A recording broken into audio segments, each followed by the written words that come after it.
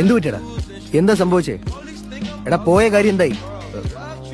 നീ ഇങ്ങനെ ചവച്ചോണ്ട് നിൽക്കാതെ എനിക്ക് എന്താ പറ്റിയത്, എന്താ സംഭവിച്ചത്, പോയ കാര്യം എന്തായി എന്നൊന്നും ഒരു വാക്ക് നിനക്ക് ചോദിച്ചു. നിങ്ങളുടെ സുഹൃത്തല്ലേ, ചെവിയേക്കാൻ പറ്റില്ലെങ്കിൽ ഒരു മിഷ്യൻ ആ മനുഷ്യന് വാങ്ങിച്ചു കൊടുക്കൂ. അപ്പൊ ഇങ്ങനെ കഷ്ടപ്പെടേണ്ട ആവശ്യമില്ലല്ലോ. നല്ല മസിൽ വേണമെങ്കിൽ ജിമ്മിൽ പോയേ പറ്റും. രവി, ഞാനൊന്ന് പറയട്ടെ. പിന്നെ പറയാം. പുന്നപ്പുറ പോണം. പ്രൈവറ്റ് ഡിറ്റക്റ്റീവുമാരുടെ കയ്യിലും ഇതുപോലത്തെ ഒരു സാധനം ഉണ്ട്. എന്തിനാ അത്? എടാ, ഇതിലൂടെ നോക്കിക്കഴിഞ്ഞാൽ ഏതൊരു പൊട്ടനെയും വലിയ സംഭവമായിട്ട് തോന്നും. മാത്യൂസേ, നീ ഒരു സംഭവമാണ്. Thank you. കഴിഞ്ഞ പ്രാവശ്യം വന്നപ്പോഴേ ഞാൻ ശ്രദ്ധിച്ചതാ ഈ പണിക്ക് നിൽക്കുന്ന പെണ്ണിനെ സൈറ്റ് അടിക്കുന്നത്. അയ്യേ, നീ എന്തൊക്കെയാ പറയുന്നത്? അതൊക്കെ ഞാൻ പണ്ടേ നിർത്തി. യുദ്ധപാരമ്പര്യമുള്ള കുടുംബത്തിൽ സമ്പൂർണ്ണ വെടിനിർത്തൽ സാധ്യമല്ല. എങ്ങനെ ഉണ്ടാകുന്നു?